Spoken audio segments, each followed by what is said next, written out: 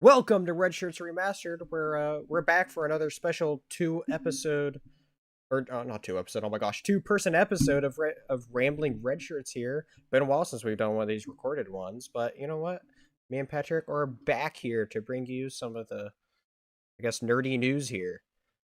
You know, carrying on Rambling Red Shirts without the other two for now. So, anyway, how's everything going with you? Been super duper busy with work, but overall just enjoying my day off, and it's always good to take a break and talk nerdy and fun stuff with you, man. I don't get to Yeah, do this very often these days, so any chance I get to do it is a really good absolutely, time. absolutely. Yeah, we have lots of stuff to a fair bit of stuff to talk about, and Hmm. we each, for actually both of our picks of the weeks, is each like events that we went to, Yes, and so yes. that'll be cool. So I guess let's just go ahead and get right Actually, on it. Yeah, well, we'll get into that because that's actually a little bit different. yeah, that's what I to That's say. that's actually kind of funny. I actually have something to add about that. But yeah, no, we do have some cool stuff to talk about, and so but let's go ahead and Yep. delve into it. I have my pick of the week Yep. first, which is I guess a little bit of a bigger one than usual because Yep. as I just mentioned before, it's an event I went to, which is actually first time I've been to it. It's a Mhm. local to town here. It's a tabletop gaming convention. I heard about it last year. I actually found out Mhm. about it when we went to Comic Con together last year. Um, Yeah. and I When wanted you to go when you got a last bunch of year. fun stuff in the game room, actually. Yeah, well, that's where I bought that Star Wars deck Mhm. builder game, and Mhm. then my friend Ralph we went with actually won a game there, which was really cool. And Mhm. so anyway, I didn't get to go last year because it was only like a week or two after Comic Con, and it was like, wow, like you think I have the money to go to that after Especially if Comic you're Con, burning money at Comic Con, right? it's like, And all so, right, so you're telling me I have to spend less money at Comic Con and save some for 2 weeks later? Yeah, good luck. right, Good exactly. luck, So, man. anyway, this one was like a month after, and I think it's going to keep around the same date next year for it That's being not a too month bad. after. I think a month is Um, a good enough separation if you gotta save the yeah, money. yeah. And so, anyway, it's called Lexicon. A bit smaller because it's actually held in the convention area of a hotel, which is interesting. But like It's it was actually probably nice. better for smaller con anyways. You don't need that big space. Yeah, absolutely. And so it was a really it was a nice experience though. Let's Mhm. see, your day one, I like so what's really cool though is that you get to meet all these people. It's actually one of three cons kind of in this local area. One's in Lexington, one's in Mhm. up in Cincinnati, and then one's up in Louisville. And they kind of make this perfect trifecta Mhm. of like cons that these people like to travel in between. And so I got Mhm. to meet some people that talked about liking to travel to each one of them. And the first person I met, who he was really nice. We got to play like this Dead by Daylight board game. A very good Oh wow. translation of the game into tabletop form. It's kind of surprising how well it works. It's really cool, actually. Mhm. Um, I'm trying to remember all of what else I did day one, but like I was I was able to try out different games throughout the weekend. I was able to play test a couple of games. They had some cool vendors there. Mhm. I was able to go through some game demos, which is cool. And so it was a nice little convention. And I did also pick up a lot of stuff.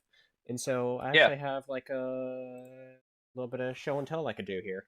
Day one, All right. there was a game that knew going in that if they had it, I was going to buy it because it's a game I've been wanting, and it literally came out like the week before Comic Con or the like a week of Comic Con last month. Oh wow, that's So really close. I was going to buy it that week, and then it's like, oh well, Comic Con's that weekend. It's best to save my money, but Oh my I god, picked I it I up need there I need that. I need those omnibus. exactly. Omnibuy. And so anyway, Star Wars just put out a new trading card game. Oh right, right. Yeah, yeah. You shared this with me. Yeah, and so what's actually really nice about this is they actually include little deck boxes in it Well, already. that's cool. So there's the light So side you one, already get like it's like a preview of what the deck boxes will look like. and so well, each of these I have the complete Yeah, starter decks in it. I did try yeah. a couple games of it, which is really cool. And something else that they didn't have to do, which was awesome, was Hmm. they had like little damage tokens in there. But what they also have is they have these. Here, I'll show you this. And Is it that, the actual play surface or is it a poster?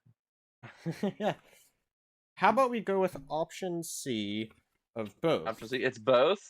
You have a poster here. I have one for Luke. It's the Uh same huh. exact artwork of like what's on Oh, here. so it came with both of them?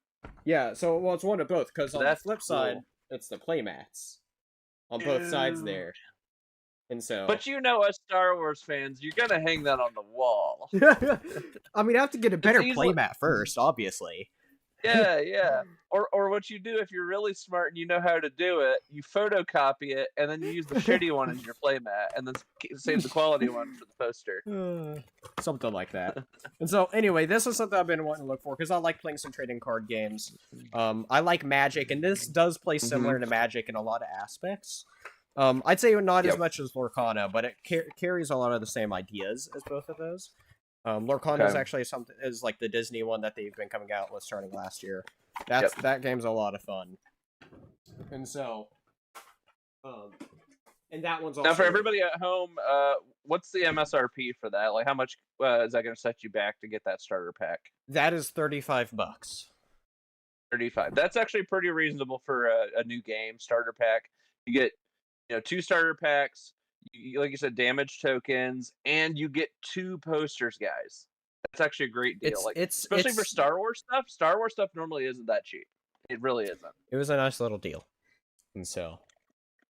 Speaking of other deals, let me see here. Saturday, I was able to actually playtest a game, which was really cool. It was this whole game of like the idea of it is that you were playing like a rock and roll band, trying to like you just started in the '80s, so you have to build your way up to fame, be the person that earns the most points, and there's like a career progression. So like you can go up to higher like venues, and then you can earn the higher venues will get you more rewards, but then like it was like it's like one of those like point gathering games. You go around seeing who can It's go kind to of like it point fastest. gathering, but also meets kind of like D&D a little bit, where you can kind of Well, like there was bring your own dice rolling character as of the well. fact of if you'd succeed in the shows, because if you don't succeed in your shows, Okay. then you don't get the money, you don't get points.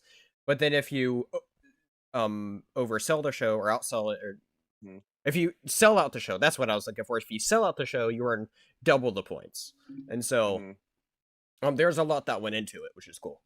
And what was the dice system for this game? It was their own dice of like dice that you'd match. Dice would have like failures, so you'd have successes. You want to have more successes than failures for you to be able to pass. But then there's also what got me to win this playtest was there's also on some dice you get a little star, which will give you an extra point in addition to it being a success. So I kept on rolling these stars, and it like got me extra points and kept on getting me higher up. And so you felt like you were playing like Guitar Hero Rock Band, earning those stars. A little bit, I guess. And so, anyway, that was a fun playtest game. I actually, they have their own little Discord that I joined, so I can keep up to date for. That's cool. So their you're like development. staying in touch with the devs and stuff. Yeah, keep in touch with them. That's cool because you can reach out directly with them and like give them your input, which is even better. Yeah, I did a little survey afterwards too, so that was cool. And so, that was really fun. I playtested another game about. It's a really quick card game. It only takes like 5-10 minutes to wear around or something. One of those quick card games of placing toppings on a pizza. Interesting. There's different modes of it, but that was a fun playtest too. It's crazy. So. Yeah, and so that was a fun little game where you make a pizza. Well, it's funny everybody because likes pizza. Why can't you make that a game? You know, well, the competitive idea behind it is everyone has this pizza that they want to make, so you want to earn the most points by making the kind of pizza you want. But then there's this only playmat of like one pizza, so you like move toppings on or off the pizza, double the kind of toppings you want, blah blah blah. And so it's this kind of like competition of you all take your turns of trying to like, I want this topping, no, take it off of there, I don't want that topping, and so whatever. And so it was a fun little card game there too. So how does the end game for that work? Do you have like a DM that plays as like Gordon Ramsay? No. It's just a card game to where you because that would be fun. Add that as an aspect where like you select one person to be like your like pizza connoisseur who has to grade your final pizza for everybody. The pizzas are scored. You're scored by how much the pizza matches the like pizza person requirement that you got, and so like So yeah, but yeah, I got to try out a lot of different games. I got to buy a bit too. They had something I had no idea that they were doing, and it was actually their first time doing it this year. Was they did a big like flea market sale. So Oh, so you got people to get so stuff like on discount, or just stuff people were trying to like flip. pre-owned, discounted, both. I Hmm. got some really Okay. good deals, and that's where a lot of this stuff came from here.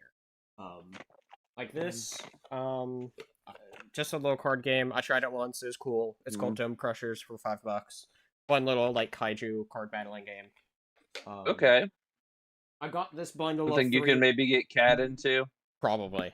This is a little Yep. bundle of three. So this is like a two-player card game. I don't know anything about it. Okay. Council of Veronica, which is seen on tabletop as it says there, which is a fantastic show. Go check Hmm. it out. Yep. And a Egyptian themed deck building game. I got all three of Hmm. these. These are all sealed, in case you didn't notice. All of these are sealed, and I got these all for $20. I don't know anything about them other than I've heard of this game because it's on the show tabletop. But I got that. Now, yeah, everybody out there, like, when's the last time you spent $20 and you managed to pick up 3 games? That doesn't That's a happen good anymore. deal. That's a really good Does not deal. happen. It's a really Not in good this deal. economy. Another great deal is they were selling me on these deck builders. Called Imperium. There's Imperium Classics. This one was already opened. I haven't played it yet. But there's Okay. this one, and then an unopened one of its Okay. expansion Legend. where it's like more mythical, Okay. sort of what's the And word? everything Mythology you can sort play of with stuff all the that's going same into. pieces and You stuff, you can mix and and match cards. them. This one's more like That's historical. cool. The other one's more mythological. So you could get into some really wild fantasy games, combining both of them. A little bit. And so anyway, I heard great things about it. They were saying great things about it, and they were like saying this is a great Yep. deck builder if you get into it. Deck builders are like one of my favorite kinds of like tabletop games there is, and so hearing them talk about it, and they had both of these for $30. Just saying, this That's a one's good deal. unopened.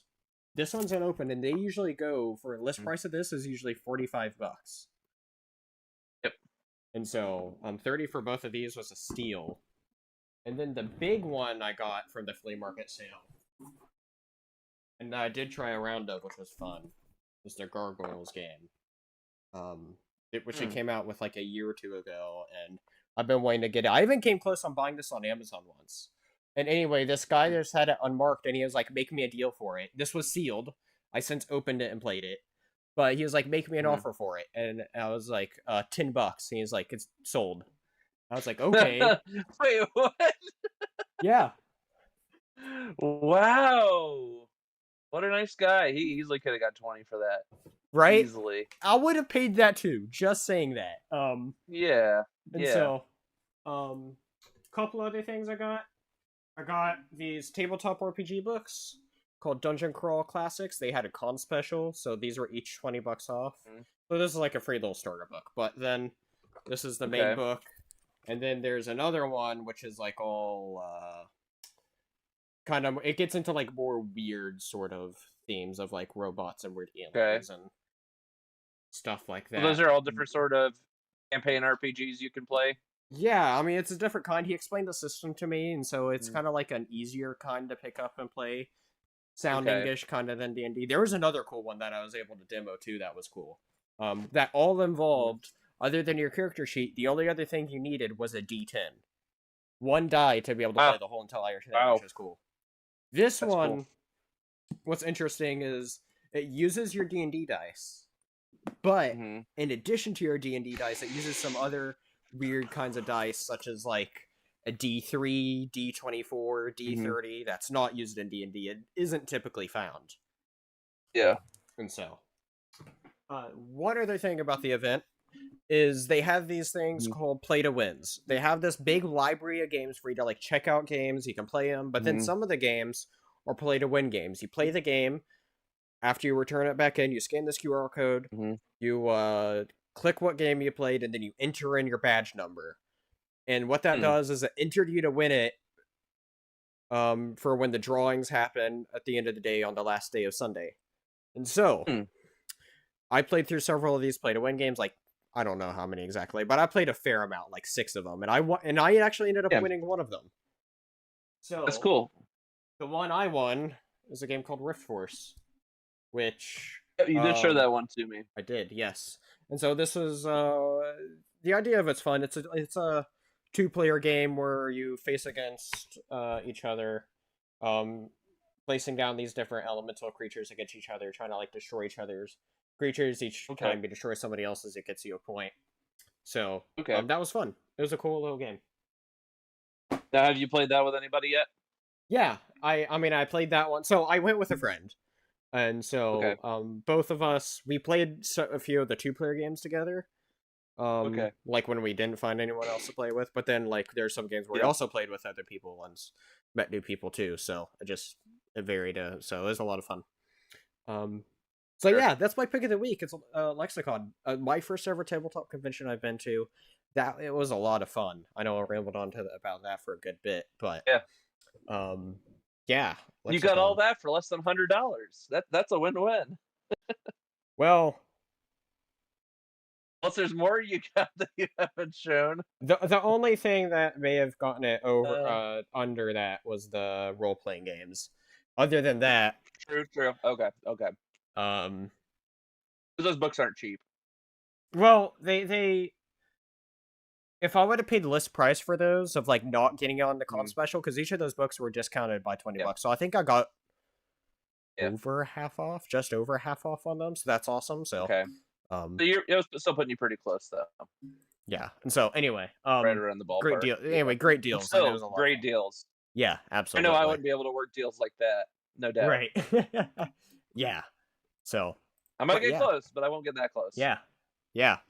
So yeah, that's Yeah. mine. Lexicon. It was a really fun tabletop con. What is yours? Now this, ladies and gentlemen, is so this kind of goes back to the start of the show. What Spencer was saying earlier, talking about going to events. No. He went to an event. This event came to me. This is a stellar event, once in a lifetime experience. It's not every day, ladies and gentlemen. Your town is in the path of totality of a solar eclipse. There you go. Make no mistake here. This is really cool, guys. So I've seen several lunar eclipses. Spencer, have you ever had a chance to see a lunar eclipse? I don't know if I have actually. Maybe Okay, so the once. cool thing is, the moon orbits the Earth, as everybody knows. It's on, I think it's like a 26-day cycle where it Right. goes around the Earth. It takes 26 days to go all the way around. So what's cool about a lunar eclipse, because the moon is so much smaller and further away, the Earth generally being so massive just makes a very large shadow.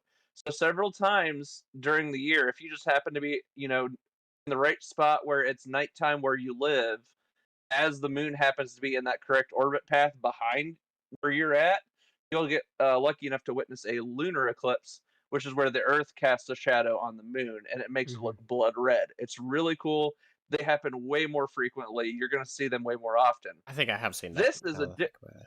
this is a very different experience, ladies and gentlemen, because the moon is so small, yet it's at the perfect distance away from Earth, where it's just large enough to where it will cover the sun briefly for a few seconds, and it leaves a small shadow path, which is it's not, you would think with the moon it would be circular, but the way the light bends, it's almost like a slightly bulged circle, kind of ovalish. What you'll see here is I have pictures. We were in the path of totality. This is the weirdest thing you'll ever experience in your entire life, guys. I cannot recommend this enough. If you have the money available to travel to go be in the path of totality, go do this. Now, sadly, the next one that's going to happen, I think, is in about 20 years from now. In the continental U.S., not in the continental U.S., in the U.S. in general, you're going to have to travel all the way to northern Alaska to see the next one. You have to dish out a lot of money.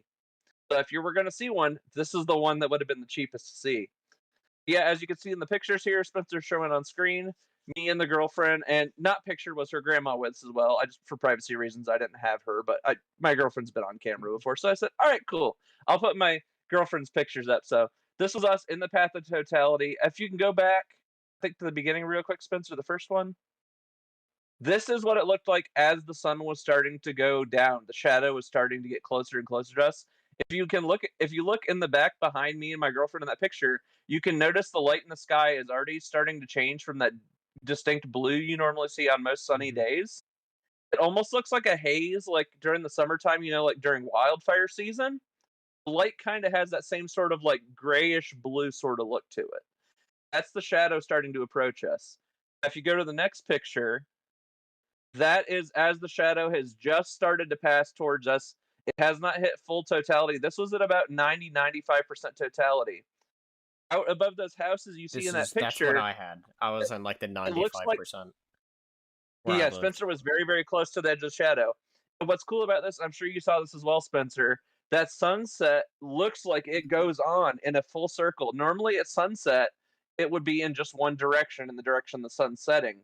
And this, with the shadow passing over you, the sunset is a full 360 degrees. Right. You will not see this anywhere else in the world. This is just for a few minutes, you will see what looks like a complete sunset in all directions. It's Now really I cool. I didn't think to look at this. There's actually a thing you could do if you're standing on concrete surfaces or on like a sidewalk. Um, there's this weird sort of like circular shadow effect that happens. I didn't happen to witness this because I wasn't near any concrete. We were in a grass backyard. But the shadows and the light do weird different things that normally don't happen as well. Had I known Hmm. that was going to happen, I would have tried to witness that with my own eyes because that would be really cool. As you can see, though, it got so dark, people's lights were kicking on outside their houses. Hmm.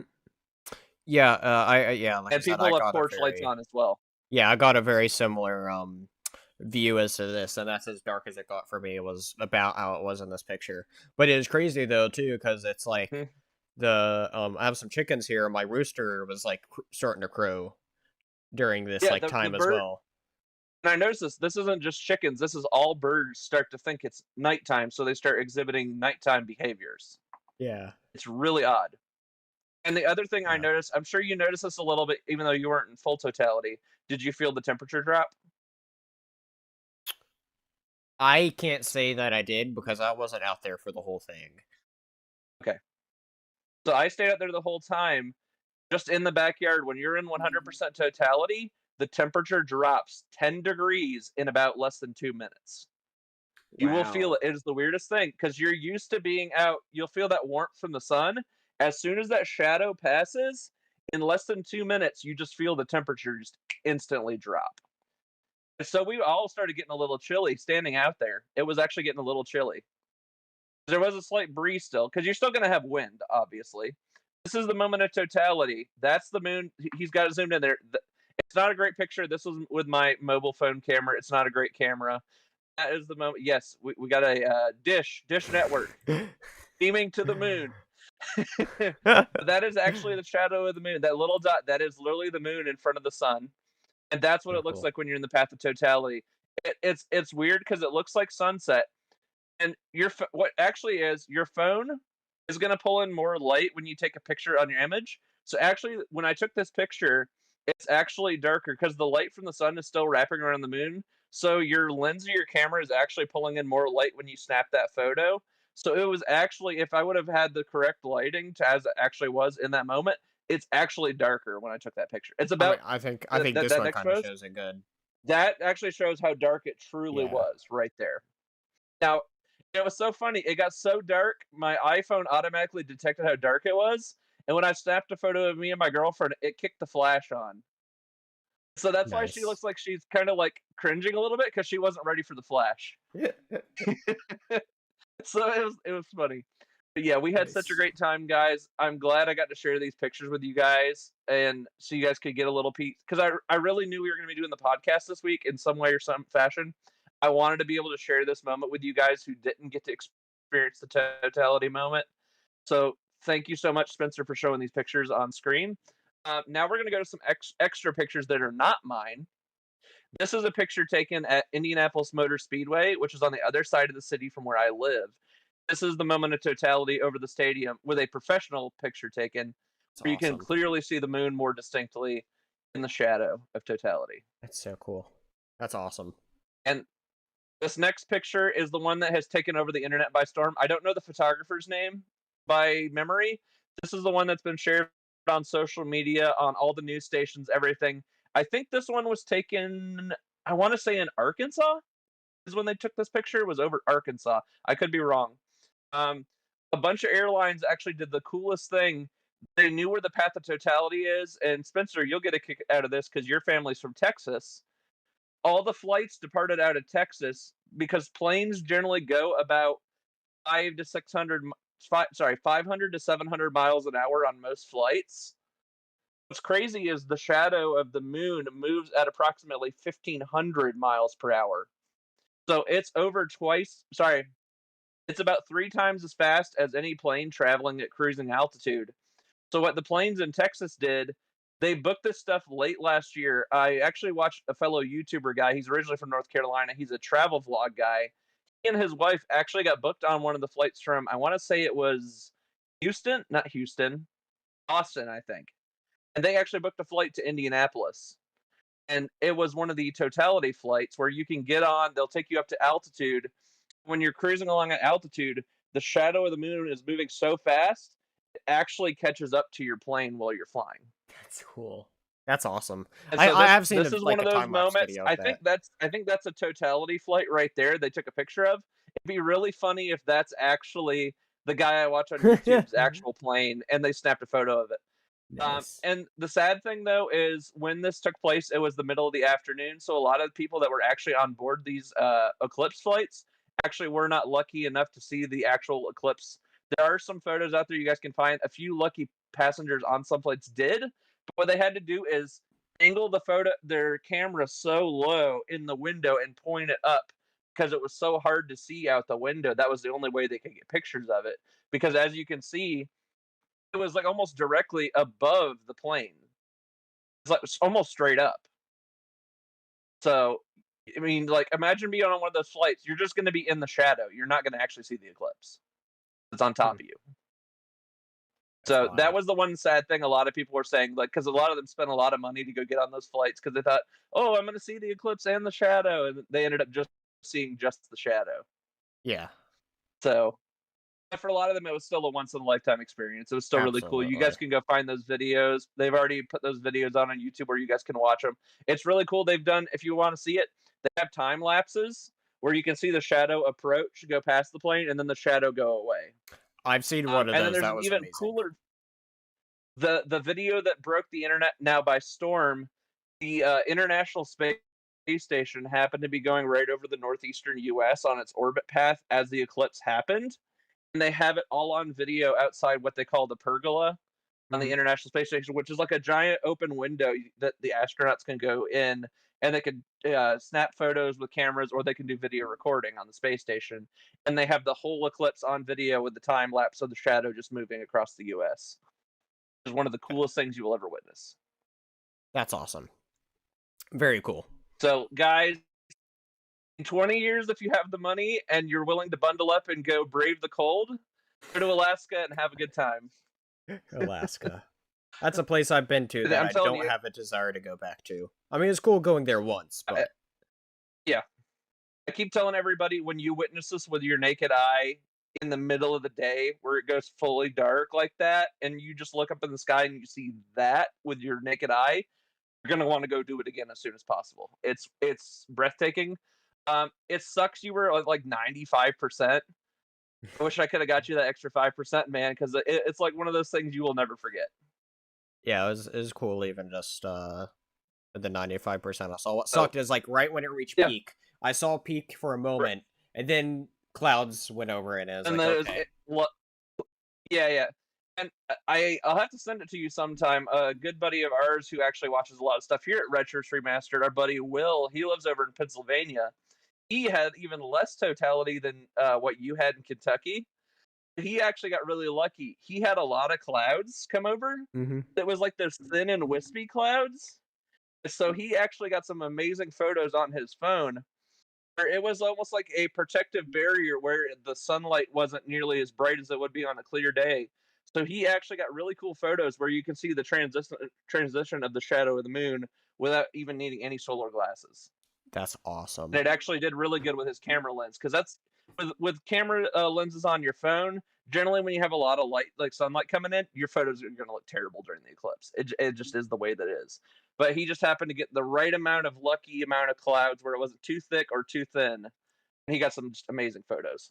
That's awesome. Very cool. Yeah, no, All right, that's want to cool. move on to our next topics? Yeah, we can finally, or not finally, but get on to our main topics here. Very cool picks of the week, so each unique events. So, Yeah. but yes, first topic we have, there's a little thing called CinemaCon going on right now. Um, for anyone that doesn't know what that is, it's Buddy like John is at. he is. Movie critics and theater owners can go here, Mhm. essentially preview movies. Well, they get to preview some movies. Like I know they just played The Fall Guy there, which is Ryan Gosling's new movie that's Mhm. coming out. Yep. Um, like next month. I'm ready for that to be out because that's the one trailer that I seem to see every single freaking time I go to the theater, and it's just like I'm ready to like not see this trailer Yeah. anymore. Yeah. Movie Yeah. looks You're fun. you're just ready to just go see it in the theater. Right, exactly. And so, anyway, uh, there's been some little news bits here and there, but there's a Mhm. trailer that dropped last night, for from Warner Bros. For their grand finale, of their Mhm. presence at CinemaCon, and that's this little, oh, that's the wrong one. Hold on. It's It's called this Eclipse. Star Wars Eclipse, Eclipse. Star Wars Eclipse, exactly. It's this right here. There we go. This Uh, little trailer called Joker Folly of Ducks. Um, Sequel to quack Joker. quack, motherfucker. And so yeah, so this is the sequel to Joker. Have you Yep. had the chance to watch that yet? Still haven't really want to. Definitely gonna be checking it out very soon because it's just like it's one of those like movies I just haven't got around to, but I really want to watch it. It's a fantastic character study movie. It's one of the best movies of that year. Mhm. Possibly the best made movie of that year out of the ones I've seen. So it was a brilliant Yeah. movie. And so, anyway, this trailer though for Joker 2 looks awesome. Um, Yeah. I was like really hesitant, but after seeing this trailer come together, I was like, okay, I was like you. I would because we all thought like big Hollywood musical movies. That's what we thought we were getting. Joker like meets Glee for the trailer. We had no like that's what we thought we were getting, or like Joker meets Hamilton.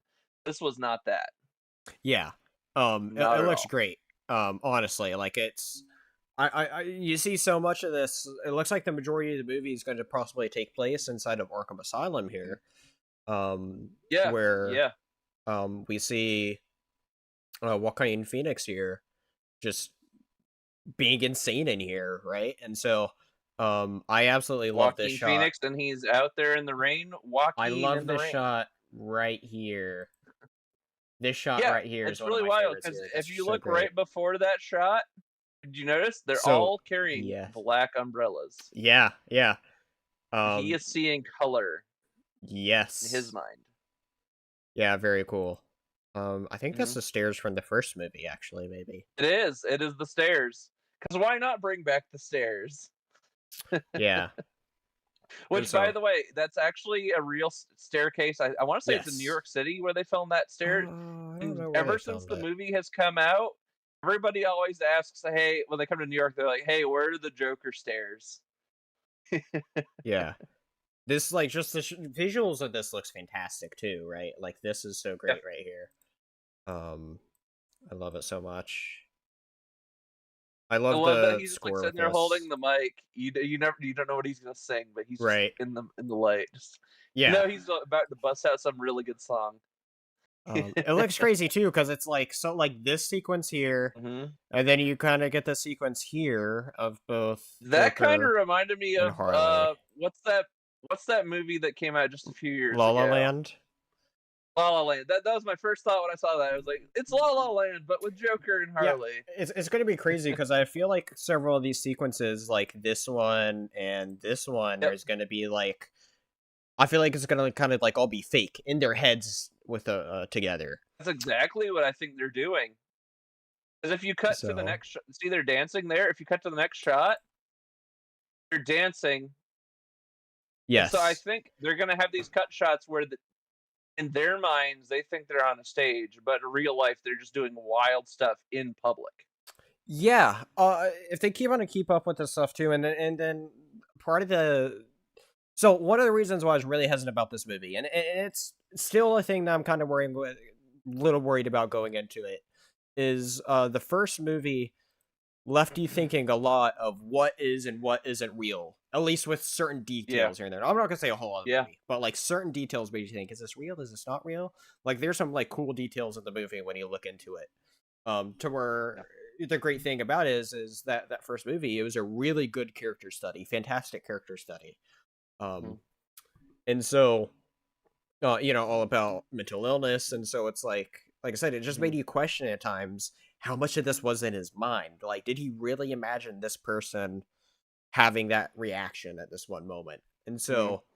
so, such a good movie. And so, and the way it ended on was kind of just a wild, like almost like a WTF moment, almost of like, well, okay, but so seeing this kind of continue from that is going to be like, well, okay, could it take away a little bit from the first movie there? But at the same time, if it could keep it up in a way, we'll see, right? Like this right here, like that's look, Joker and Harley there. Okay. And so, yeah, so much awesome stuff here. I must say also the music choice in this Mhm. trailer is fantastic. Um, it's awesome. So see a big crowd going by here. Yeah. So gonna be interesting to see what By the happens way, I there. just realized if you go back to that last shot where he's in the cop car there, there's somebody in the back window in Joker makeup in the rear window. Yeah, the mask that might be the same Mask, mask from yeah. the or very similar mask to the. That didn't look Yep. like the same mask, but it might be the. It looks very similar to the one in the first Joker movie. So, Mhm. yeah, so much awesome stuff here. Um, Here's another visual here. Well, like La La Land there. That's awesome. Hotel Arkham right there. Mhm. So, Yep. um, yeah, I'm fully on board with this movie now. I think it looks Yeah. really good. So, As like the more I thought like musical, it's more I would say psychological thriller. almost. It's kind of having It this. was just musical elements. Oh, I wish I could remember the way. Maybe I could find it here in a moment. But Todd Phillips, the director, Mm. said something about how it's like music helps us advance the story. It's not a musical or something like that. Like Yeah. music isn't used in the same way as it does a musical. And Wonka did the same thing Mm. too, and people loved that movie, and me included. That was a really Yeah. good movie. And so if it does it in the same way, it could work really well. Um, Finish off this though. They have this fantastic shot at the end here where we see Yeah, the which I'm still trying to figure out, like, he must have had somebody offset, like, pointing, like, "Alright, move your head this right. way, and stop, and smile." 'Cause they had What to a get great, what a crazy shot there. the DP had to get that just like his head in just the right spot at just the right angle, so someone offset was like, "Little to the left, Little little to the more." left. Yeah, yeah, exactly. Um, it's Like, crazy. and I bet if there was outtakes for this movie and you could hear that person off camera, they'd just be like making Joaquin Phoenix like try not to crack up laughing. Yeah, yeah. That looked great. And so, I gotta say, does this make you want to Does this make you want to like Yes, get to watching the first one sooner? yes, I think I will definitely watch the first one sooner just so I can see what's going on with this. Now the next question is, should we dress up as ducks for the premiere? Oh gosh, everyone's gonna Are be you gonna be confused. Daffy? I'll be Donald. Why am I Daffy? Hold on, or I Daffy's like the Daffy cooler actually. one. Never mind. You're right. You're right. Yeah, You're right. I'll you take got that this. Daffy energy.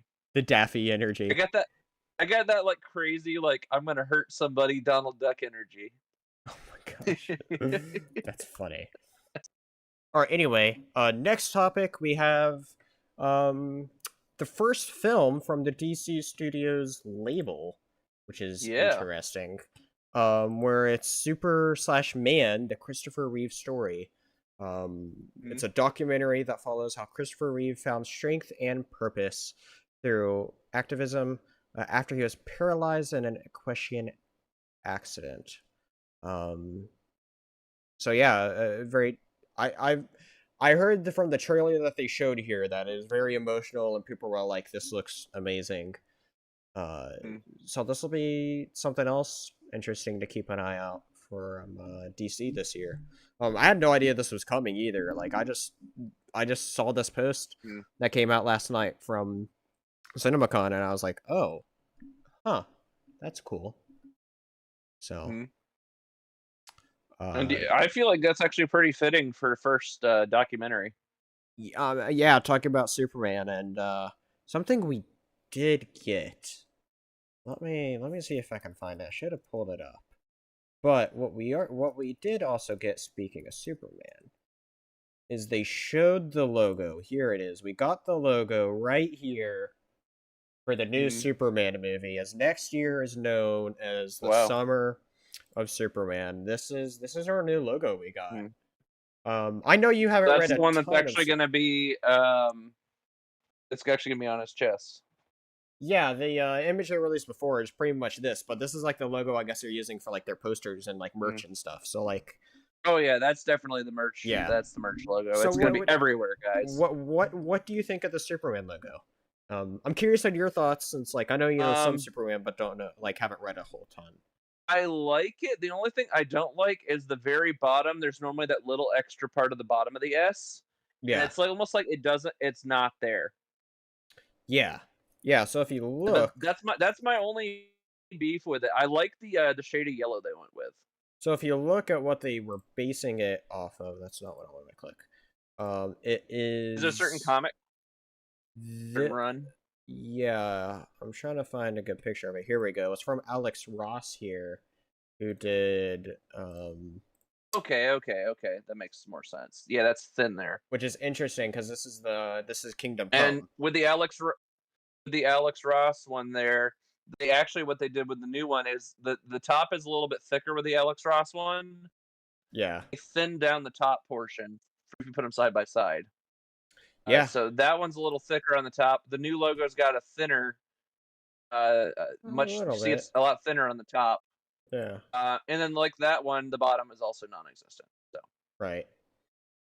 So I love the yellow. That yellow pops. I hope they keep that yellow on the actual suit itself. well, we have I think that I yellow think is it is really gonna yellow pop. because we have Or is it gold? Is it gold? Maybe closer to gold, they did release or an like image a of it. metallic yellow. It was kind of I'm a assuming it's gonna be gold. It's probably gold because they're gonna want the light to shine off of it in certain scenes. right. No, we did get an image of it. I was trying to see if anyone did a side by side comparison of it, but it's Mm. interesting though that this is our main logo as opposed to what people traditionally think with this, right? And that's the one I think more of, that bottom S kind of sticking out more, that Yeah, yeah, thicker yeah. red. Yeah, it's very interesting because you almost don't see it. It's like you don't see it unless you're looking Yeah. for it, right? So But then you got to remember also a lot of people that don't know about Superman. It's not an S. Even in traditional comics, everybody thought the S. They're like, oh, S for Superman. That's not right. actually an S. It's Oh, here we actually a go. different symbol from his home planet. This is the official thing that we got. That's the official one. Okay, so that's right. Is this was it the director? What's his name? The guy James who's in Gunn did charge. share this. Yes. James Gunn. He shared this, as I recall. So I totally forgot about this image. So that's not really a gold, I don't think, but it's hard to tell because that's in the low light as well. Yeah. It looks like it's gold-ish, just not reflective. A little The bit. Yeah. marketing material version, maybe slightly. It's more of a gloss. The marketing one is obviously going to be a lot shinier because they want it to catch your eye. Right. On marketing, on products at the grocery store, Superman cereal's coming back, man. Those kids are going to eat it up when they see that logo. Oh, here's Um, this is interesting, kind of like an evolution of the for the different years, Superman yeah. As you logos. can see, that thick bottom, that big bottom S looking, and then right here it's just gone. But I love that yellow, that gold, for at least the logo for the branding. That gold pops. Yeah, it looks nice. I'm interested to see how James Gunn's suit actually how it looks in different lighting. Yeah, it's gonna be very interesting because like this is just I want to probably see a how that yellow pops in different lighting because it's hard to tell because they filmed that obviously in snow. There's a snowy scene or something. right. So, Fortress of Solitude incoming.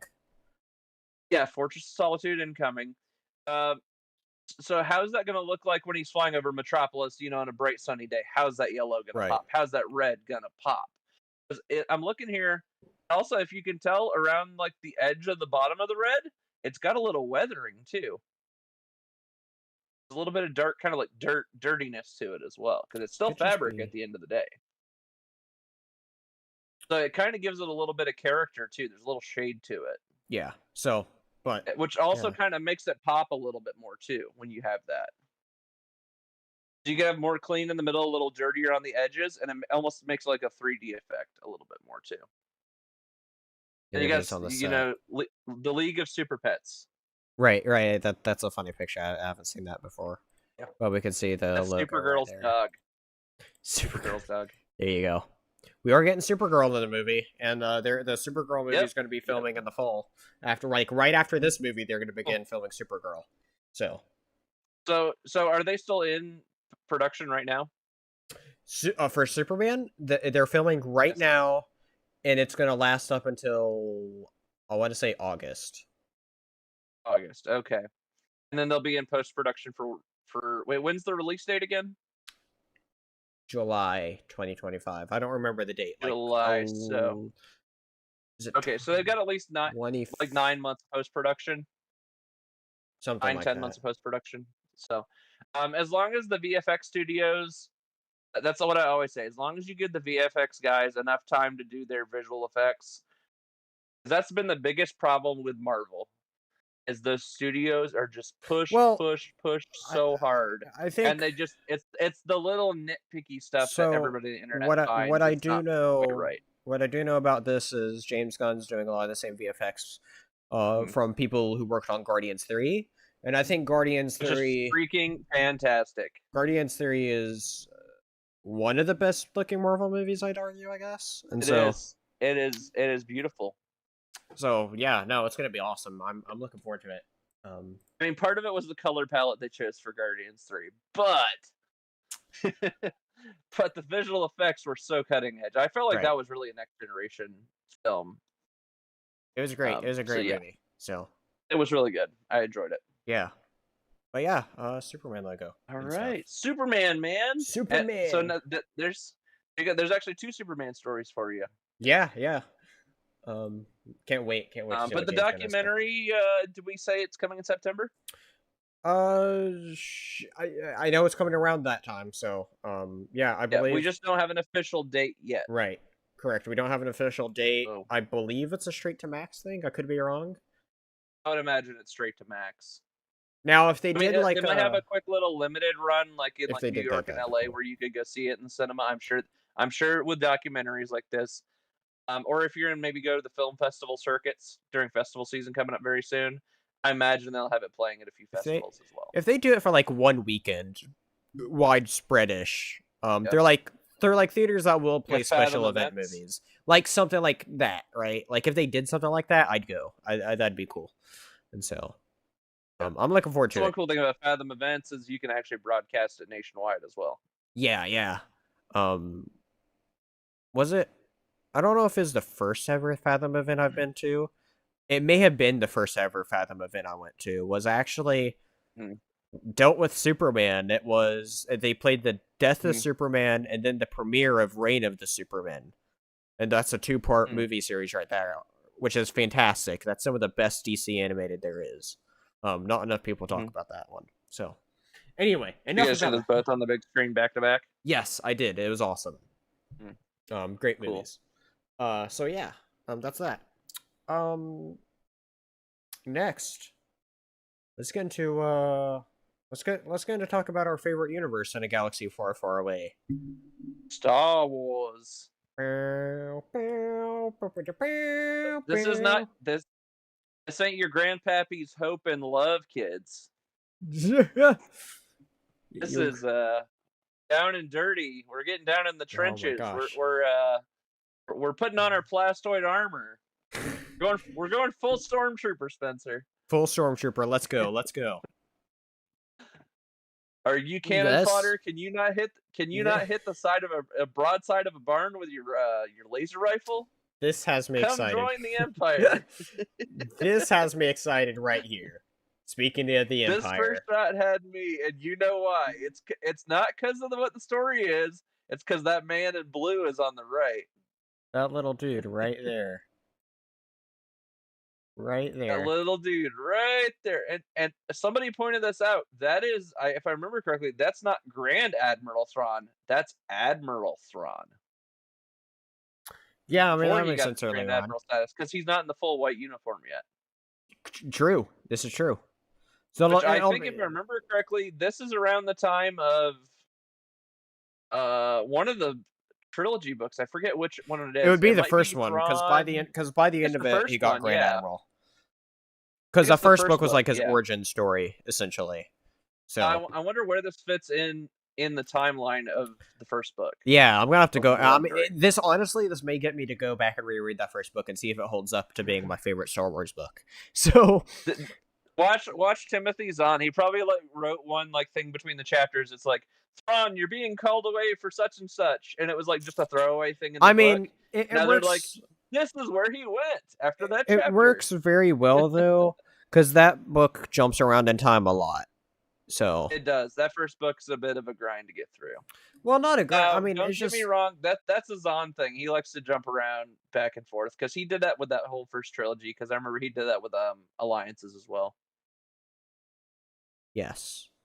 So, but yeah, But that first book especially. Yeah. but yeah, we having Thrawn talk to Morgan. What's her name? Elizabeth. Elizabeth. Yep. Um. Who we learned is a Night Sister. If you Yeah. watch all the way. We Spoiler have for Ahsoka, guys. It's been out for a little while, but she's a Night Sister, guys. Right. We see the attack on the Dathomir here. So this couldn't have come at a perfect time because just the other week I just rewatched that arc where Asajj is back with her sisters, and they actually have that attack happen. That's cool. She was there during that. Yeah.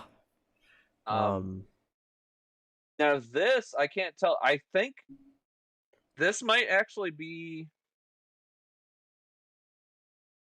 I don't know. See, I can't figure out what that is. It looks like just them varying the destruction on Dathomir is what it looks like to me. Could be. Oh my gosh, this visuals right here. She's still this wearing dirt red. right here looks She's freaking real. That's what everybody keeps. That's so funny. And then there was an episode of Bad Batch. You remember when Omega picks up the dirt and she's playing with the dirt? Do you remember that episode? Yeah. Somebody shared that as a GIF with the official Star Wars Twitter, and she picked up and she go like, "It's so cool." And I was like, "Oh my god." Thrawn looks so good right here. That's a great. And I'm glad you showed this. What's cool about this? This is a mix of Rebels Thrawn with the live action Lars Mikkelsen Thrawn. They're making the hybrid crossover now. It works. I mean, it works really well though. I feel like with the Clone Wars style that we're getting here.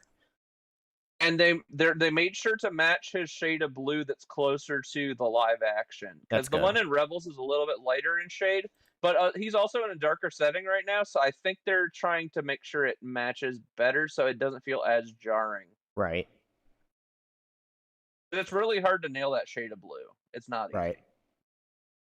Here we get introduction to the second plot line of this series. We get Barriss, which that's going to be cool. Fans have wanted back for like 10 years to come back in the canon. So long. Her story never got finished. Yeah. No, I was also No, I was thinking that Barriss would be back in Ahsoka, and so obviously that didn't happen. If you look at those troopers in the back, those are the old clone trooper armor. So I think this scene right here is actually going to take place during Bad Batch. That makes sense. Then we got back to young. She has epic. She has some epic blades here, which are really cool. Well, we know she's a weapon connoisseur. That's been shown in Mandalorian several times. Then we get our boy, the Grand Inquisitor. He's back. I couldn't tell by listening to him. I can't tell if that's actually what's his name's voice again, or if they found a different voice actor. I'm gonna have to go back and listen some more because I can't tell. If they couldn't have got him, they might have had to find somebody who could pretend to be him. It might be Sam Witwer. I don't know. I'd imagine it would be the same guy, but I don't know. I I'm don't trying to know. remember the actor's name. He's in Harry Potter. Um, Oh, the name's coming right off the tip of my tongue. uh, it's Jason Isaacs. But Thank you. if you I guys knew don't something know, he was Isaacs. just played by Rupert Friend in the TV Yes, show. So I'm starting to wonder they might have used Rupert instead if Jason wasn't available. They that'd might be have used interesting. Rupert's voice. That might have been what they did. So it's closer to Kenobi. That'd be very interesting. Somebody pointed this out to me. Those are actually members of the New Republic. So this is actually our. Yeah, that And makes somebody sense because brought this that's where up. we see this town and This is looks like the Ahsoka, right here. Because there's that this is our spear. first time. Post Return of the Jedi, we're seeing New Republic people directly. Technically, we've seen New Republic people in animation before, but it was in Star Wars Resistance. Okay. That's the only time before this we've seen them in animation. But technically, like government type officials or people like guys that look like the characters we saw in Ahsoka, Yeah. this is our first time seeing them like from this point of the era. There's Grievous back. Holy crap! Yeah, that's got me excited seeing And Grievous. the I was look like, at the Grievous is lighting back. of the sabers off of him, the lighting of the sabers is just perfect. Yeah, it's awesome. Like, holy crap. And it's so good to see Grievous. And you know Matthew Wood is revoicing him, no doubt. No doubt. This Matthew Wood still works this there at shot right Lucasfilm. here is So so cool. yep, it is. Best shot of the whole trailer. I can't wait. But she if you could tell, she's got the magic. Yeah, she had the magic there. And Again, so, like she does.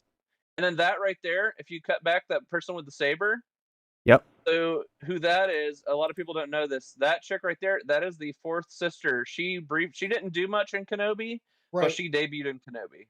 She was there in And I Kenobi. think she's going to be the one that's going to help train Barriss. She's Interesting. constantly around Barriss in this trailer in like quick little glimpses. You'll see her little head things. So she's constantly going to be training Barriss, doing stuff with Barriss. So she's finally going to get a little bit more of an upgrade because she did a whole lot of not much in Kenobi. So this will make her a little more important finally. Yeah. Which I'm glad for because she's a cool looking character. I'm all for giving her more to do. Yep. Here's the one next shot. You got Vader walking in. This is the picture right here. This is the one I broke down on Twitter. You got the Inquisitor from Tales of the Jedi. Yep. He's back, which there's supposedly he's not the one from the Ahsoka novel. He's a different Inquisitor with a similar story. Not sure how that works. I know it doesn't make any sense. That's not my one beef with that show. That's my one beef with the show because it's literally the exact same scene from the book. But then somebody asked them on Twitter, like directly, they're like, "Yo, Lucasfilm Story Group, like, is this how Ahsoka gets her white lightsabers?" And they kind of gave this coy answer of not really, but maybe. And then they were like, "Is it the same Inquisitor from the book?" And they said, "No, this is a new Inquisitor." It's like, wait, what? So you're telling me they have the same situation happen with two separate Inquisitors? The exact same situation. Issue. Yeah, no, it is. It's a weird canon issue. I'm one of those people that don't believe in a lot of the canon like things that people say like this breaks canon, this breaks canon. I'm like, no. It's the same story, different situation. This is that one exception where I'm like, it doesn't make sense. In this new era of Disney Star Wars, it used to be everything was on the same canon tier.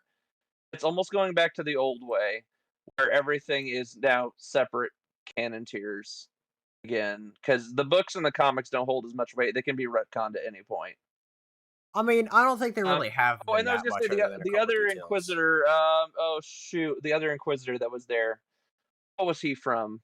Oh, that's the one from Ahsoka, the dead one that explodes. Oh yeah. When Ahsoka cuts him in half, that's what's his name? He has a name. I'm trying to remember his name. Marok. Thank you. He's alive in this. Well, at least we think he's alive. He might be Night Sister magic. I don't know. I guess we'll find out. Right. He might be quote unquote still green gas at this point in canon too. Yeah. Wouldn't that be wild if this man's just been like possessed floating green gas this Yeah, entire it's time. weird, right? Because I was under the assumption that that person was actually going to be Barris hidden. Was my theory. That was so weird when they cut it. It's just like it's just It was gas. annoying because that person was promoted so much, He and was then promoted so much, and then he was just everybody said he was a cloud of fart on X. So he on was the just Twix, a walking fart cloud. a walking fart cloud. Yeah, pretty much, pretty much. So All right. Should we move on to our next topic? yes, let's move on to our next topic here, where we have. One other thing I want to talk about. Tales of the Jedi comes Oh out May yeah, real 4th. quick. Yeah. Comes out May 4th, Tales of the which is Empire. Tales of the Empire. Tales of the Empire. It comes out May 4th, which May is 4th. awesome. Star Wars Day, everybody. Not only is it Star Wars Day, but it's also the same weekend where they're re-releasing Phantom Menace in theaters. So I'm going to try to go to Yes. theaters that day to go see Yep. Phantom Menace. Also that day, because it happens to be a Saturday, Mm-hmm. first Saturday of May is Free Comic Book Day too. So that's just throwing that out there. Which also, I think it's the same day. If you're one of the few very, very lucky people to live in a few select cities in America, you can watch the entirety of the Skywalker saga that weekend. Not well. a lot of places But are playing it, but yeah. very limited. It sucks, man. Yes. Like when I saw how little the list was, I saw so many angry Star Wars fans who wanted to go do this. That it's like, why? Why limit it? Like, have one There were more theater towns and cities that saw the solar eclipse than will see this in theaters. Right. So, yeah, I do wish I did that more. I probably wouldn't have been able to, but it's like that'd be cool. If I had the chance to. Which I already heard a lot of. I saw a lot of people on social media. They're like, to everybody who's going, what do you guys do? Do you guys take naps during the movies you don't like? Yeah, it's crazy because it's like 22 hours. It's like, what? There's no way you're gonna be able to stay awake through all that unless you're like got some just serious. Well, here's the solution. Leave when the sequels Everyone's start. Gonna fall leave when the sequels, or stay through at least the end of Force Awakens. Oh, okay. I mean, that's still though. Like, you're still looking at like 18 hours there. Like, that's a lot. I still wish they'd throw in like Solo and Rogue One though. But at the same time, like when you're just doing the saga movies, that's so much. That's already a lot. Still a lot. So I remember I once did a marathon. I started at like I think it was like 6 a.m. in the morning. Yeah. And by 11 p.m. that night, with breaks and meal breaks and stuff scattered throughout the day, at 11 p.m. that night, I think I made it to what was it? Maybe Empire or Return of the Jedi. By that point, I said, I'm going to bed. I'm not getting to 7, 8, and 9 today. It's not happening. Right. So it's hard to do, man. To marathon those, it's not easy. You almost have to break it up on a weekend over 2 days. I should do that. We should do that sometime.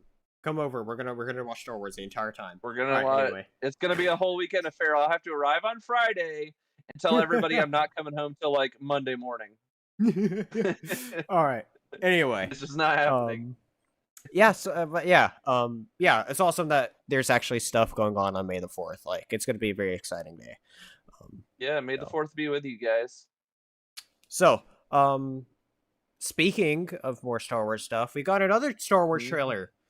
That came out 2 days ago? Yesterday? More Star Wars? Yesterday this came out. Yeah, more Is that Star legal? Wars. I know, crazy, right? And so we got this it's a story trailer. By the way, hold on a second. I have to make a very valid point right here off the beginning. The first thing you don't do when you're trying to market your game is market your game with Canto Bite from the one movie people don't like the most, which is The Last Jedi. What mistake number one is Canto Bite from? Is that Akiva or is that? It's Cantonica. Cantonica, okay. Huh. Are we sure? But yeah, like that was my first. Yeah, it's because those police cruisers on the right, they're directly from Canto Bite. Oh, okay. Yeah. Because I knew they said the planet Akiva was in this, but I didn't. I didn't remember what Yeah, those that's are the from. police vehicles that chase after Finn and Rose when they're on the little creature things. I mean, I'm all Gotcha. for movie tie-ins, but like, yeah, don't start your trailer with stuff from the one.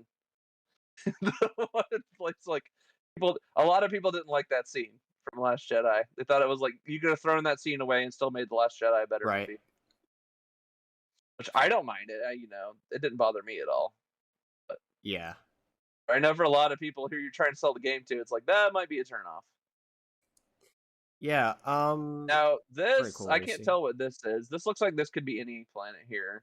Yeah, I mean, I know they're doing several new planets. They're bringing back planets, so like it seems like they're doing a nice mix, which is awesome. And people don't realize this game is going to be huge. We'll be We getting already into talked some about it. Like details in a bit. the size of the maps on the planets are like the size of Assassin's Creed maps. They're going to be huge. It's going to be big, so I'm looking forward to it. Not just for like the whole game, like all the area combined. It's for like each planet in the game is going to be that large. Supposedly, they're saying something like that. Yes, this droid character looks cool. Um, Yep, that's a one of those assassin droids from the Clone right Wars, obviously reprogrammed. here we I have. think he's gonna be really cool. That this has been the money shot for the whole trailer. This is what got everybody excited for this game. You're gonna see Han Solo, and that immediately tells you where you're at in the timeline as well. Well, there's something else really cool, which we'll get to that after this trailer of why this is really exciting with Yeah. where it ties in and into the overall timeline. But yes, you're absolutely correct. We have this shot. This is beautiful, absolutely beautiful right here. Mm-hmm. There's the twin suns, Tatooine. I'm wondering how if the whole planet has a day-night cycle, like if you stand there long enough, if you see him set and rise and stuff like that. This dude looks awesome. I don't know who this guy Yep. is, but he looks awesome. He looks like something straight out of the High Republic. Is this that guy? Cool. You got the character who's Monkel. Yep. Oh, we see Pikes here. Pikes. Pike I always leader like there. Pikes. Pikes are always cool. Yep. Always cool. He gets mad. They throw her out. This looks like that's the stairs. That's Jabba's palace. Yep. They literally made this creature right there to just be a cute little I know exactly why they made the creature too. It's clearly an axolotl. Yes. But do you know why they did this? Because axolotls sell now. Well, it's because axolotls sell now, but also after the Jedi games came out, you had BD-1 as your companion. Yeah. It's a Star Wars game. They had to put a companion. What else other than That's cute and adorable. axolotl that you can actually hold and cuddle with now? What more do you want? Space ferret. Space ferret. On a space ferret. There we go. We see Imperial cruiser there, sneaking around. Yep. Lots of fun, like sneaking action. Well, you can tell you get too. to punch Imperials, so I guess for the Indiana Jones fans who want to punch a Nazi, that's as close as you're gonna get. There you go. Yeah, I mean, like I said, you're playing as a smuggler in this game, which is really cool, and so all sorts of stuff. Yeah, you're not playing as your typical Star Wars character. So I know that's gonna make a lot of people mad. They're gonna want to play, swashbuckling Jedi with a lightsaber, but I mean, I think you're gonna find out near the end of the game she secretly has the Force. I hope not. I hope not either, but I'm just saying that'd be funny because that's just the way Star Wars all. Everyone magically has at the end of everything Star Wars all of a sudden. Everyone has the Force now. It's like, why don't you give us a character who's really cool who doesn't have the Force? Right. By the way, don't try to punch a droid. That's a losing battle. Droids can't feel pain.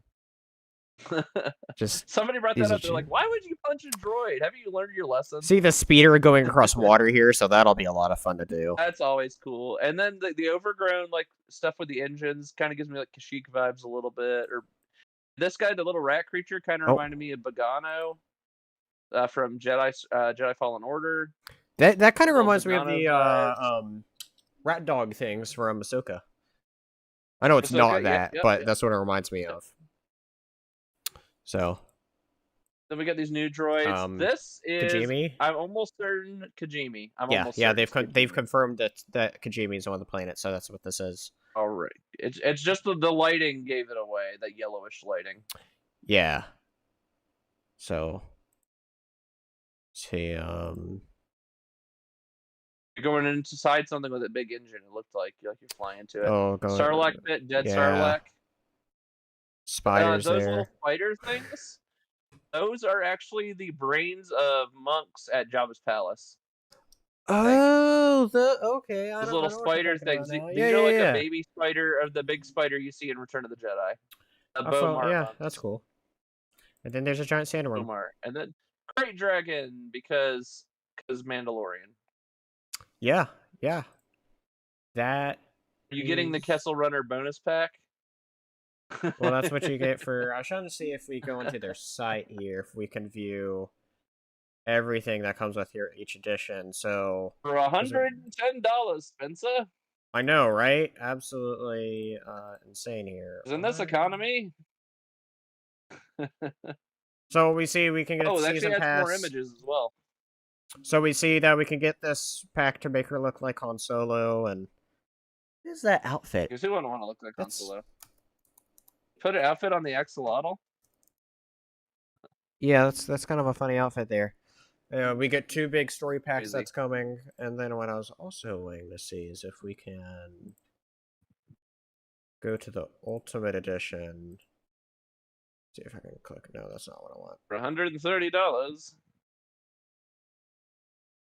I was trying to see if we can view the different packs there. Oh, here we go. Well, you can't really see them well here, but that's what you get right there. Is the Clothing packs. I can't. Okay, it's all let me zoom in it well, but you can see that like one of them's like a little Lando Calrissian. The other one kind of just like so it looks more like General Rebel ish. So, but yeah, that's what you get with this. Oh, also a digital art book. Like, come on, art books. They're always cool. Definitely pricey though, right? And so 110, 130. That's a lot. Or I'll just wait for when they release the art of Star Wars Outlaws. I'm buy it. complaining about the price right now, but I'm sure I'll go for this big one because this game looks awesome. I'm hard passing on the Ultimate Edition. I'll probably just get the standard. And or then like get the you DLC said, I'll wait a few weeks when Ubisoft lets it go on sale. Ubisoft stuff does go on sale for the whopping price of $60. But anyway, yeah, Star Wars Outlaws, that has several cool details with it though. One that I want to go ahead and get into first here is, let me get into it here. Here we go. Oh, the picture's not loading. Come on, load. Is we are getting Quira back in this, and here's a picture from Game Informer where she's back. What's your thoughts on this? You'll like this because you've been.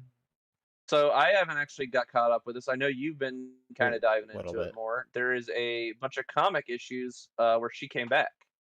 Yes. Based off of where this is on the timeline, I think, if I remember correctly, this falls kind of in more with the beginning or before that comic run in the timeline. Well, I know it's the same rough time period, so it would be after her first appearance in the comic. So it'd be after the first one, because War of the Bounty Hunters was set right after Empire Strikes Back, or just shortly after Empire Strikes Back, to where the whole premise of that was it's the journey of the heroes trying to steal back Han Solo before reaching Jabba's palace. And so that's what that whole thing is it's about. Right perfectly timed. It's that perfect spot in the timeline for it. Yeah. Now, it could definitely be in between the second or third events, or even after the third event. I don't know. I haven't read the third one yet. And so, but what's interesting though is this is right during that time period, right there, which is really cool. So it makes canonical sense that she's present. Yes. What we also have is Mr. Shinobi here. Great little. He does a lot of nice summaries with breaking down certain things here. Yeah, he does. So, he broke down a couple things here. One of which, we have Star Wars Outlaws here, details here where that came from the dev diary, where he talked about these different syndicates, Zarek Besh, the Pikes, Hut Cartel, Crimson Dawn, and then we have the Ashika Clan, which is a new collab between Massive Games and Lucasfilm Studios. So, Solero is one of the galaxy's underworld elites, leading a criminal syndicate called Zarek Besh. We see players form alliances with each syndicate. We'll get into that in just a moment. but yeah, there's a bunch of different gameplay and narrative options depending on your actions. So you kind of have like a relationship status kind of with like each syndicate, which is really cool. Gaining favor, like some missions you'll gain Mm-hmm. some missions you'll gain, say, more positive relationship with one and then lowered with the other Mm-hmm. depending on what it is, right? And so, but anyway, here, that sounds really cool. Well, the premise of the game is that you'll pull off one of the greatest heights the galaxy has ever seen, but we also get to see that we get to go around and recruit companions. There's a powerful bounty hunter named Vale that's constantly hunting us. As we see in the trailer, we do cross the pass with Jabba the Hutt. That's really cool. And yeah, this is what I was talking about. Reputation will build with syndicates will affect the game, including vendors, jobs you take on, support, and access to certain territories. What do you think Mm-hmm. about this? It almost feels like an exploration skill tree in a little bit, where if you piss off the wrong syndicate, it might keep you from going to certain planets at certain times till you get your rank back up again with them. I'm interested to see how the interplay works with that in terms of canonical storytelling, because if you can't access certain areas of the game, like, are you missing a lot of the story details because you don't have it, or is it like a system where you just gain favor with all of them and you just increase levels with all of them, kind of like how when we play Sea of Thieves, Yeah, you just kind of level up each or each class. I'm yeah. hoping it's more like that, where it's like I don't want to like gain favor with the Huts, but then Crimson Dawn's like, "F you, you can't come to our space, man." It'll be interesting. It's gonna be cool. I have some more But detail. Yeah, go on. I'm thinking it's gonna work more like Sea of Thieves, because if I remember correctly in the canon timeline, they specifically say during this spot in the Empire, they say that they give a little more free reign to crime syndicates and like bounty hunter types, Yeah, because they can be contracted to work to do stuff with the Empire on the side as well. yep, So the Empire kind of turned a blind eye to some of that stuff as well. As long as they aren't like doing stuff that directly goes against the Empire, they generally don't care. So I think that's why they'll canonically get around that and be like, all right, you can raise your favor in the game with each syndicate, and they're all cool with each other. yeah. It'll be interesting to see how it goes. We And that do. might have been why in the trailer they show her getting like kicked out by that one Pike. He's like, "You're not ready to come here yet." I'm wondering if that's like a teaser for like, "Hey, you haven't ranked up high enough. He's not letting you in, so we're kicking your ass out." Like, you got to hit level 15. You can't come in here, Spencer. Yeah, it's gonna be cool to see what happens. We did get more details today, I believe. Yeah, today from Game Informer, where they released their preview. Because they're excited about how you can manipulate the various systems. As we talked about earlier, you do get to visit Tatooine, Kijimi, and Akiva. Which planet is Akiva? I'm gonna have to look it up again. I'm trying to remember Okay. what it's from. It sounds familiar. But then there's also new ones such as the moon of Toshra, as it talks about, which is a completely new planet here. So that's really Sounds like cool. one. Yeah.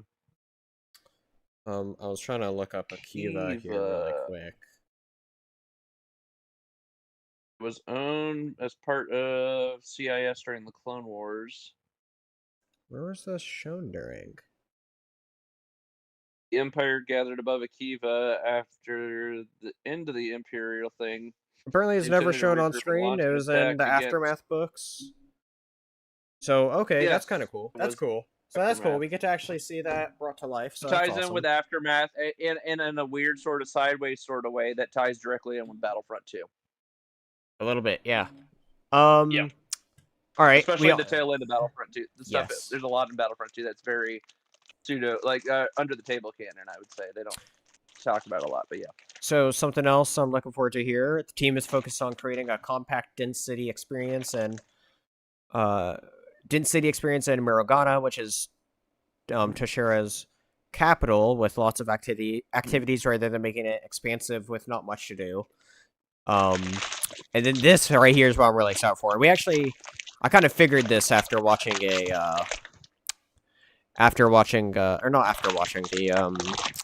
the age rating that came out like a few weeks ago. Is they say there's shops, arcade games, betting areas, and sabacc tables. You get to play Sabak, You would have guys. to. You would have to because they've got Canto Bite. You got to be able to go gamble and stuff. It's very cool. So yeah, each city has a cantina, which serves as a central area for getting intel and finding work. Reputation system represents your standing with crime syndicates. Indicate from terrible to excellent. Having a good rep with one of them will benefits like to come in your aid when you're in trouble in the open world, offering special stock or letting you walk around in their territory freely. You have your companion Nyx, who's used to distract guards. We've seen that in the first gameplay stuff. Take them out with stealth their way around. Obviously, stealth can help avoid your reputation taking a hit. So that's interesting. Like, sneak into a syndicate area where you're not supposed to be. Hey, stealth, and they won't ever know that you're there. Disable alarm system, so it's typical stealth stuff. High choice examples, giving damaging information you found on a job to one syndicate versus the other affects your rep. Like I said, choosing which sort of syndicate you kind of lean towards. Speeder can be summoned wherever, so you can always drive on your speeder. And then you can also have your typical like upgrades and stuff. So honestly, so far this sounds really promising. This sounds really cool with all those details there. I'm looking forward to it. It sounded like a really fun game. I mean, I know it's Massive Engine, which is I don't remember, or not Massive. Frostbite Engine is from Massive Games, but I believe it's a Frostbite engine, so it's the same. It started with Battlefield.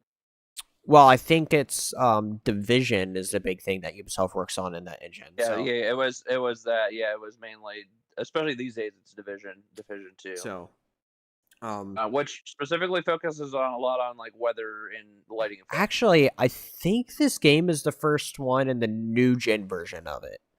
I don't remember what it's called. So it sound about right because every few years they update it. Yeah, and so it looks really good though. Like it looks great. I'm really excited for this. We're probably gonna see. Why did I say Battlefield? That's EA. What am I saying? Forget me, guys. He's right. It's the Division. We're probably gonna get more gameplay in a couple months when we're having the next Ubisoft Connect during like the whole summer's Game Fest stuff. So we'll probably get a big deep dive into it there in June, and then probably from there we're gonna get heavy. Yeah, I want to see the official previews at Gamescom for sure. Yeah, it's gonna be awesome seeing it. Like I'm expecting them to go deep into it at the Ubisoft Connect, so I can't wait to see what they're doing with it. Actually, theoretically, we might see it as early as Summer Games Fest. Well, that's going to be around the time where they do the Ubisoft Connect. They have a date for Ubisoft Connect there. I shared it. They'll do something separate. They'll probably do something separate from. Yeah, it's their own thing. From him, yeah. I mean, we could get multiple trailers of it. Like, get a trailer and then be like, "Hey, tune in tomorrow." Get ready, guys. You know that Just Dance trailer's coming at Ubisoft. Exactly. Every year, man. Every year without fail, it's another Just Dance. Yeah. Every year. Are you ready to get up and just dance? Let's dance. All right. Yeah. Do we have any? Have you heard anything outside of that in terms of like, is there a new Assassin's Creed? Do you think they're going to announce? Well, they've announced a couple that we haven't seen any of. I am expecting us to see probably gameplay for I think it's called Assassin's Creed Red, because I think that's expected to launch by the end of the year. Okay. Or in the next year, so like they got to show at least a cinematic for that. But if it's launching at the end of the year, we need gameplay. Yeah. I don't know what else we could see. I think the other Assassin's Creeds are kind of far off. It's been a while since they've had a Division game. I would not be surprised if we hear like the first rumblings or get a teaser for like a Division 3. I know. Which technically, there's a new game. I keep forgetting there was that new game that was supposed to come out that still hasn't come out yet. The free to play one, right? Like Heartland. Yeah, the free to play. Or is that the mobile one? Is that mobile? I thought that was on console too. Let me look. I'm trying to remember which is which, or maybe they're doing both. I don't remember what's going on with Division. But Division 2 I've played. It's cool. It's in a weird state of affairs. So, but yeah, Ubisoft will put on a solid show. They delayed Heartland into this year, so I think Heartland. They're going to show Heartland if it's been on delay. Yeah. So, yeah, it'll be Heartland this year. We're gonna be. We'll definitely be covering all that stuff it's going to be a busy time for game announcements. Us red shirts here are always crazy about getting into it Always. all. Maybe sometimes we'll even react to some of them live because I'll be off And school. who knows If Chris when is around, we'll do Nintendo's it. gonna finally drop that Switch 2 whenever they decide to finally just give in and accept that we've known this for like what 2 years now, and I'm they just putting this refuse to putting this make it on the public putting this on the record right now. I think we're going to get an announcement in the fall. because they typically. I will say that's the one good thing I like about Nintendo is they don't announce something like a year out. They generally wait like 3 or 4 months before it drops. They do wait, so I'm more with you. I think Gamescom time or later in the year is more likely. Yeah. So. Yeah. But yeah, like I said, we'll be covering all the Summer Game stuff, Summer Games Fest stuff once it all starts coming out in the beginning of June, because Yep. it's essentially the new E3. So check us back out in June Mhm. when that comes out. I know you had like Check what us one. out in December for the Game Awards. I was about to say that too. Um, was there anything else little you want to talk about very quickly? Yeah, sure. So we actually got some new news today where it's kind of breaking news. John Wick is actually going to be returning. Holy cow, guys! Wow. For a new movie, which is going to be a spinoff with John Wick what's presents Ballerina. It is set in between Ballerina, John Wick 3 and John Wick 4. They're in the middle of adding more footage to the movie right now. Um, which I'm all I've for I've heard anything it's more with I've heard it's to add more Keanu. action because people were like in the test previews were saying, yeah, this movie's good, but it's slow, not enough action for a John Wick movie. So they're going back and adding action to it, is what I've heard, Mhm. and then after that, we'll see how it turns out. So And I imagine he's not going to be in it a lot. yeah, he's They'll in only it, put him in but for what we'll they do see. because he's not the main character. Right. It's the like main chick character from John Wick 3. So Yeah. um So, yeah. just it's always good when they get supporting cast members to come back and expand that world, that universe. Yes, very much so. Um is that it? Is there anything else? Um, oh, there's a bunch of game sales going on right now, There guys. So is. always keep your eyes peeled. There's a bunch of sales right now. I know PlayStation's doing a bunch of sales. Xbox is doing a ton of sales right now, guys. So uh, spring sales are going on right now. Very, very big deal. I think you've even said a few times there's been some stuff on Epic that's been going on sale more and more recently as well. I bought some stuff this week on Mhm. PlayStation. I did buy something, so yes. There is stuff going on. And is Steam doing their spring sale, or do we have a date for when they're doing theirs? They just did theirs, I think. Okay, so there's just I right, also probably. bought a couple things there. One thing there. Okay. So, but yeah. I imagine some of the other third-party markets are doing some stuff. Amazon's kind of random on when their sales are. I know theirs are kind of So a little Amazon unpredictable, stuff is kind of always based on on. sale. That's what It's always Amazon. on sale, but it's generally based on publisher, not Yeah. on the actual Amazon brand themselves, unless they do some like warehouse clearing thing. But that's generally not too often. Um, so yeah, just keep your eyes peeled, guys. Lots of great deals in gaming right now. You might scoop up a really good game you've been waiting a long time for a pretty fair price. So just like I said, keep your eyes peeled. You guys will find some good stuff. Um, so Spencer, I got to ask you since we are wrapping up here pretty soon. Is there something you've been reading recently in terms of like comics or books that's been really catching your eye and kind of pulling you into that world? Oh my gosh. Oh my gosh. I have such a big pull list of stuff I read every month. Um Hmm. of where like I should be putting down titles, but I've really been enjoying everything I've been reading. There's been some excellent books out there that's been coming out. Honestly Hmm. across all the publishers. Anything I read right now on my pull list, I recommend. All right. You want to see specifically what all that is? Join our Discord, link down below. Hmm. Um He's always posting pictures every time he goes to the anytime I go. LCS. And so Every um time. so yeah. Um but yeah, the current stuff I've been checking out right now is Oh really good. yeah. And that reminds me, because I actually, Spencer, you'll be proud of me. So I don't know. You're either gonna be really proud of me or really disappointed in me, because as Spencer knows, Spencer's constantly always reminding me I need to read. You need to read. You keep buying stuff, but you never read. Well, guys, I bought so many things, I had to go get a third box. There you go. So there we go. I'm in business. I got hooked up with my first official BCW. It's been a long time coming. Uh, and I did pick up a few issues the other week, so I'll go ahead and show a few of those real quick, I guess. Let's see here, some cool ones. I got an Iron Man. Very nice. I got a Spider-Man, and oh, don't be dropping that! No, that's like the cardinal sin of comics. Don't ever drop your comics, kids. Don't. Spider-Man and Daredevil. Everyone loves that. And let's see, I'll pick one here at random. Oh, this is the one I always keep telling Spencer. I wanted. I think this was about a month ago. You and I talked about this issue. It was a really cool cover. I had to pick this one up. I It's saw that at my Spider-Man comic mixed store. with Venom, and it's as soon as I saw it, just the imagery was so striking. I said I have to own this issue. So I picked that one up. I've got some more other cool stuff, but I just picked 3 there at random for you guys. So hope you guys enjoyed that. Um, is there one you're particularly reading right now, Spencer, that's been a lot of fun? This is what I'm reading right now. Ultimate Invasion. Oh, A lot of people's been talking about the Ultimate stuff that's recently come back. Um, yeah. yeah, I mean, and that's that.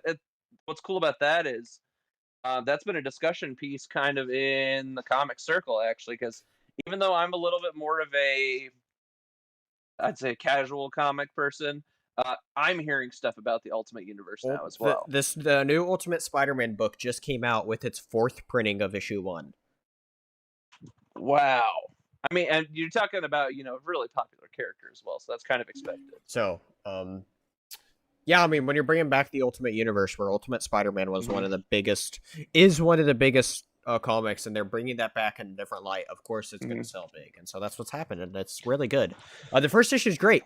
I have an issue talking about the first issue on Dingaston, as that was the last main comic club I did. Mm-hmm.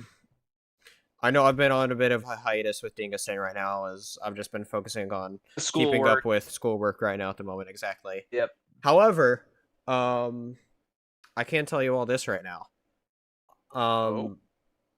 I'm not going to tell you all exactly what, even though I know what it is going to be.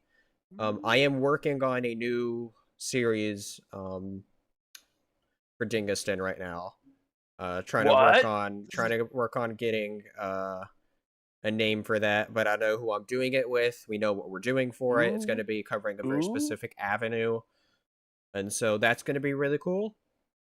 And also, I can also say I have a tentative date for next month for when I'm doing the next community comic club, where anyone is invited to join and talk about in my Discord that comic we pick about, or that's picked and we talk about it all. Anyone that's read it is welcome to talk about it. And I haven't made anything to promote it yet, as it's just over a month away, but you all can hear it here first. Well, I've mentioned it before that I was really wanting to do House of X Powers of X. So we're going to be doing House of X Powers of X on my Discord next month. We're looking at doing it on May 18th. So I think that's breaking news, guys. breaking news right there.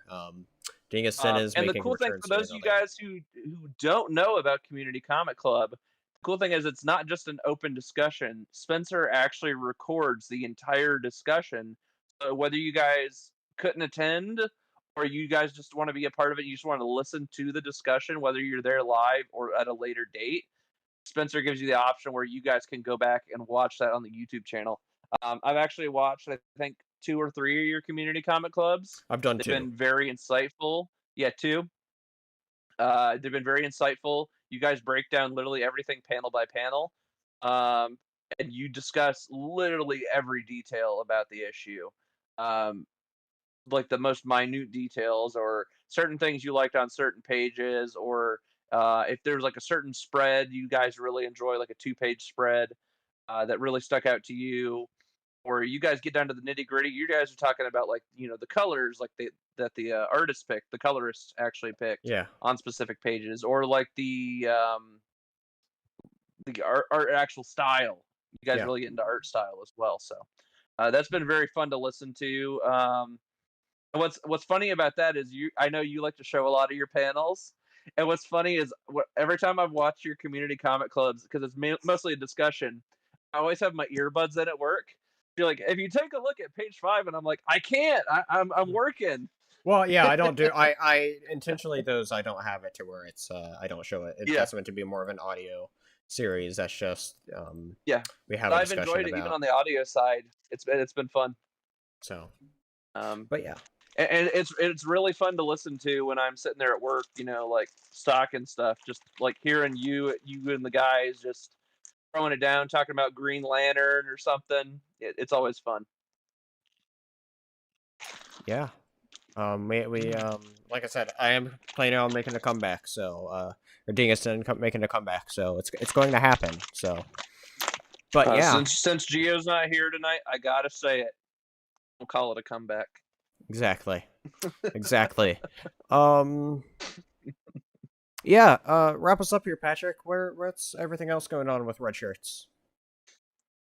So right now, we've not been doing as many streams, but we're trying to do the best of what we can. I know Chris has been kind of under the weather, off and on, so he's streaming when he is feeling up to it. So if he's having a really good day, you'll probably see him playing a lot of MLB The Show 24, and occasionally you might see him and Spencer play some Fortnite in whatever free time they can find. It's been really stressful on everybody right now. Just not a lot of downtime, or where we've been able to meet up and do stuff with our schedules. We're doing the best we can with what we're dealing with right now.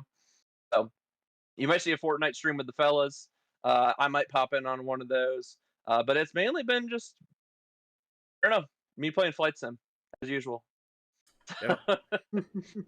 Um, and the last few weeks, I've just been I don't know, I've just been in a funk. I've still been playing Flight Simulator, but just not in the mood to stream it all the time. Yeah. I've been taking a little bit of a break from the streaming side of it, but I'm still getting my flights in. Don't you worry, kids. Um, but yeah, man, I'm just really looking forward to some of the cool stuff we got coming up here, and I imagine here pretty soon we're going to start discussions on Development Hell Episode 2 pretty soon. Hopefully. So stay tuned on all the socials, because I'm sure we're going to be planning a lot of stuff. We've already got a few people we actually have lined up who saw Episode 1, who've actually reached out and contacted me saying like, I would love to be on a future episode. So like we already have people like lining up after watching John just like thrown right into the gauntlet, and they're like, yeah, I want to go do that too. I'm like, okay, if you want Yeah. to do it, come on. um and I know you got a few of your friends who are probably interested as well. Yeah, I'm sure we can get a lot of people in on it, so it'll be a fun time. I just think it's Yeah. cool when they reach out to you and they're like, bro, I need to be on. So, but It's yeah, always cool. yeah, we got a lot of fun stuff going, and like I said, we'll be trying to keep up with doing stuff at least weekly. Even though this isn't releasing on our typical Wednesday night where we try to do something, it's going to come out Yep. shortly after. It was So recorded live on Wednesday though, guys. here you It go. was. It Didn't fail was. you. It We're was. still here. And if you're still here, thank you for watching, and we'll see you next time Thank you. here on Red Shirts Remastered. Bye. Bye, guys.